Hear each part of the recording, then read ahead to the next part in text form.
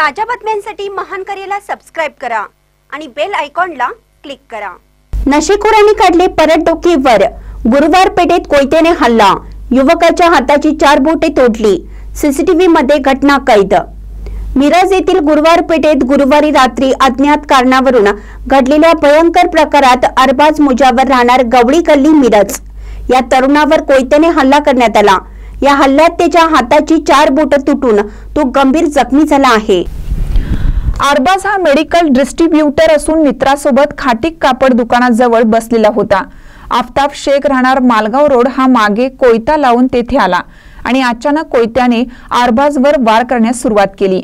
बचाव करताना अरबाजने हात अडवला, त्यामुळे त्याची बोट कापली गेली।